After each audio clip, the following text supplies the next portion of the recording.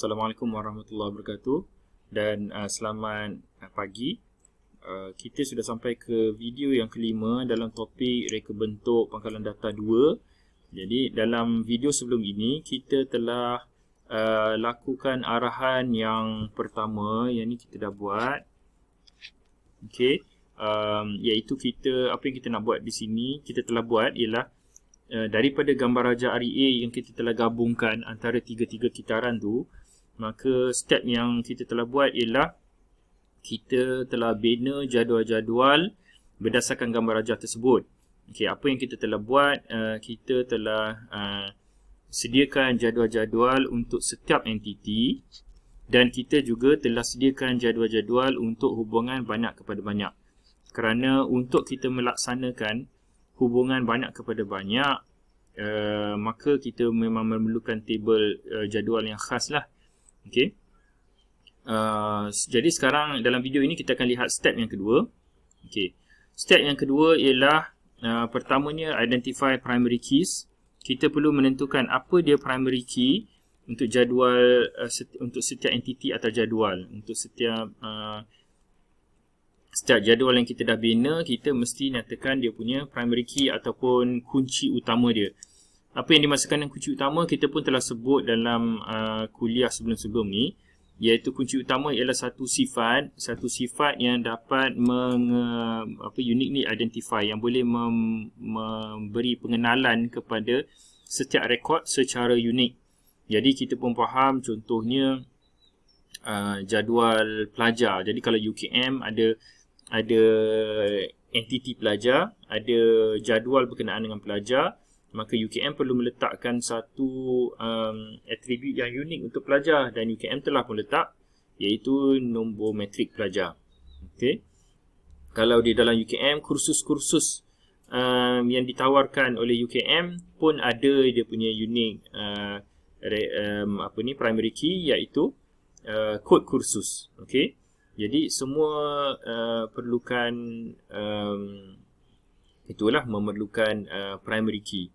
Okey, jadi kita buat yang ini dahulu. Jadi bila kita kembali kepada akses kita ada 17 ya. Kita ada 17 jadual. Jadi setiap daripada jadual tersebut kita perlu kepada dia punya primary key. Jadi kita cuba tengok yang antaranya yang mudah seperti employee. Okey. Jadi employee pun memerlukan primary key. Jadi employee adalah pekerja. Jadi primary key pekerja ialah paling mudah, ialah ID pekerja atau nombor pekerja. Jadi kita pergi pada design view untuk employee ni. So dia telah dalam akses ni, bila kita sediakan satu-satu jadual, kita buat jadual, dia dah sediakan satu sebagai primary key, tapi di sini kita namakanlah primary key kita sebagai yang lebih spesifik, iaitu mungkin employee ID. Okey, employee. Okey, mungkin kita namakan sebagai employee ID. Okey. Ini dia punya field name lah. Kemudian data type dia, jadi dalam data type ni terpulang, jadi ini bergantunglah kepada keadaan. Kita letak sini auto number, maknanya dia mesti nombor tapi nombor berturutan. Tapi kalau kita dalam employee ID ni kita nak letak ada abjad, seperti nombor metrik anda ada abjad kan, ada A ataupun GA, maka kita tak boleh gunakan auto number lah. Okay, so ini kita telah buat untuk employee. Jadi kita kena buat untuk yang lain-lain juga. Contohnya ialah katakan cash. Okay, untuk cash dia punya ID dia mungkin ialah remittance number. Okay, bukan cash ialah cash account. Jadi kita boleh namakan account number. Okay, ataupun cash account. Terpulang lah kan, cash account ID. Okay,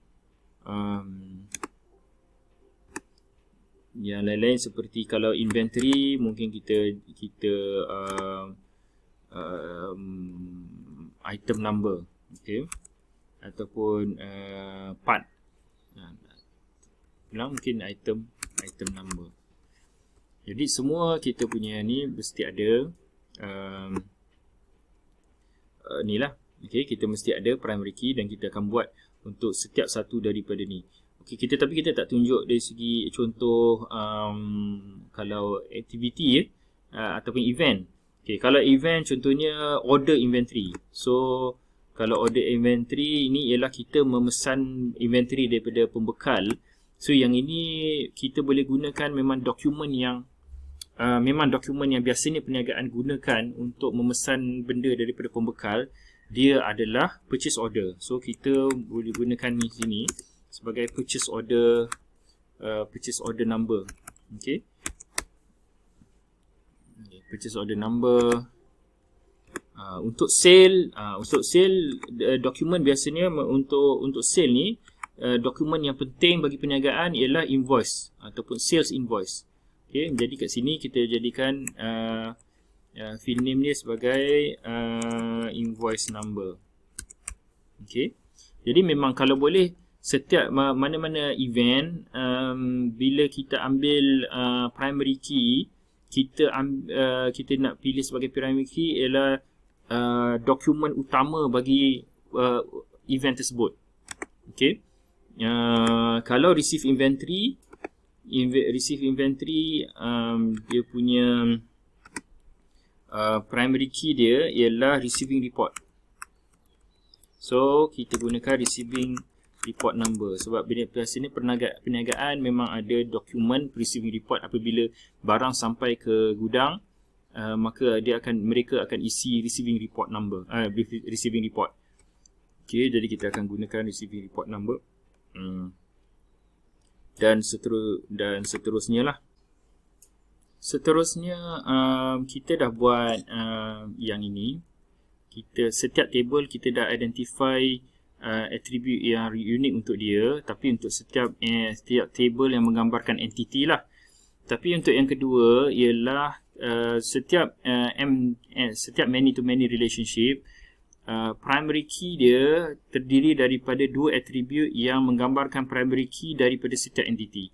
Dan ini di sini kita dah tentukan apakah attribute yang menjadi primary key untuk setiap entity. Tapi untuk many to many relationship, apakah dia punya primary key dia? Primary key dia adalah gabungan daripada dua-dua primary key yang datang daripada jadual asal. Okey, maksud saya jadual asal ni ialah kalau kita ada jadual sales dash inventory, sebab kita menggabungkan antara, kita ada satu entity inventory dan satu entity sales, tetapi oleh kerana kedua-dua entiti tersebut berhubung secara banyak kepada banyak, maka kita perlu buat satu table lagi seperti dalam arahan yang pertama ni. Jadi dalam table ini, table yang many to many ni, dia punya primary key ialah kita ambil daripada sale table dan juga inventory table. Kalau sale kita gunakan invoice number dan inventory kita gunakan item number, maka primary key untuk many to many relationship sale dash inventory ialah invoice number dan item number. Tetapi dia adalah kunci gabungan. Okey, ataupun concatenated key. Dia adalah kunci yang bersambung lah.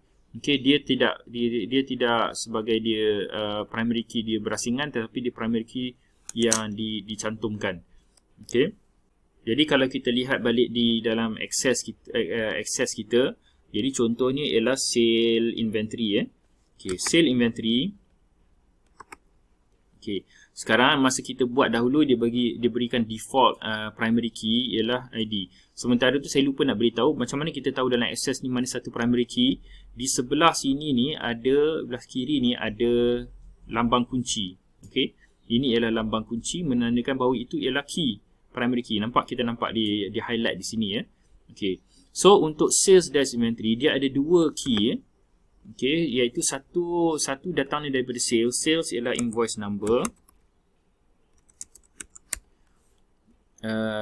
Dan yang kedua ialah daripada inventory. Inventory kita telah gunakan item number sebagai dia punya primary key.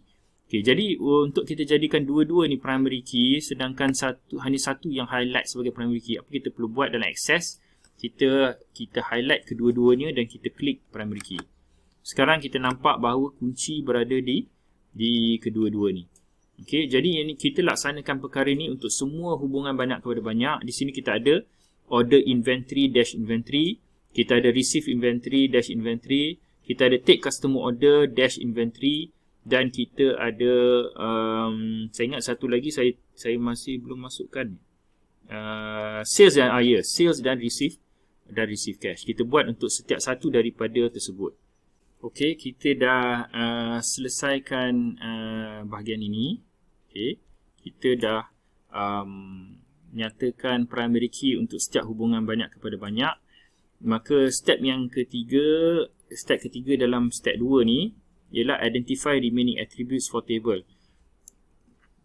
Apa yang dimasukkan dengan remaining attribute ni adalah attribute-attribute lain lah. Maknanya kalau dalam katakan jadual pelajar, ke jadual pelajar kita ada primary key iaitu ID pelajar. Tapi kita ada juga attribute lain yang penting untuk pelajar. Contohnya nama pelajar, alamat pelajar, nombor telefon, alamat email. Jadi kalau untuk untuk sale katakan, okey, untuk sale maka dia punya other attributes ialah date of the sale, terms kan. Kalau dia adalah inventory, jadi mungkin kita ada inventory description, mungkin kita ada cost price, kita ada balance quantity. Okey, itu antara attribute-attribute yang lain. Jadi kita kena ingat ni, attribute ni bila kita sebut other remaining attribute ni ialah yang sifat-sifat yang khusus untuk entity tersebut lah. Tetapi dia berbeza daripada foreign key. Nanti kita akan sebut foreign key ni apa dia. So kita akan buat untuk yang lain-lain. Jadi contohnya untuk employee, kita akan masukkan attribute lain selain daripada employee ID. Kita ada name dia, nama dia. Jadi nama mungkin kita letak sebagai short text. Tapi di sini dalam access ni dia reserve. Jadi kita kena tambah sikit lah. Employee name. Okay. Dia punya address. Kemudian dan contoh lagi untuk katakan inventory. So inventory kita ada description.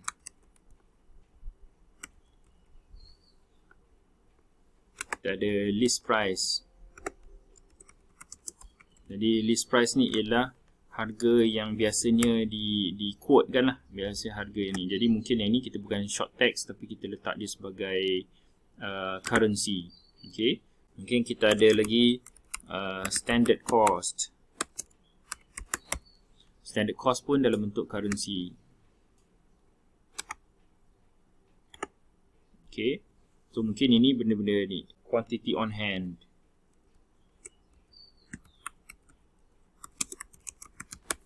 So yang ini kalau quantity on hand dia bukan currency tapi dia adalah number. Okay. Kita dah ambil contoh agent, kita dah ambil contoh resource, kita cuba ambil satu contoh contoh event. Okay, jadi sale. Design view. Okay. Jadi untuk sale biasanya kita ada date.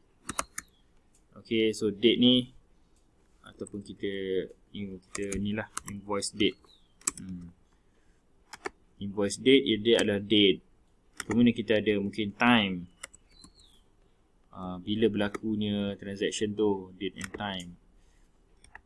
Invoice sent, sama ada kita dah hantar belum invoice tu, kita dah buat dan kita dah hantar belum. So yang ini biasanya yes and no. Okay, ini contoh. Dan ini untuk hubungan ini ialah untuk event. Untuk hubungan banyak kepada banyak pula. Okay, untuk hubungan banyak kepada banyak, contohnya sales dengan sale dengan inventory. Mana dia sale inventory? Okay, ni sale inventory. Okay. Jadi dalam hubungan banyak kepada banyak, di sinilah kita letak quantity. Kita tak boleh letak quantity pada sale. Okay, kita kena letak quantity pada sale inventory sebab di dalam sale, dalam setiap sale boleh jadi banyak inventory dan setiap inventory boleh jadi setiap jenis inventory boleh jadi banyak sale.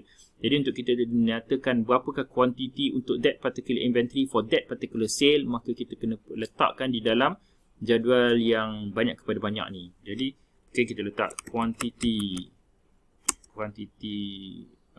sold. So yang ni ialah number. Lepas tu kita boleh sale price. Sebab tadi kita list price. Jadi list price tu mungkin harga standard, tapi bila kita actually jual mungkin harga dia tak sama dengan standard. Jadi kita letak satu attribute khas di dalam sale inventory. So kita letak currency di sini. Kita dah dapat laksanakan nombor 1 dan nombor 2.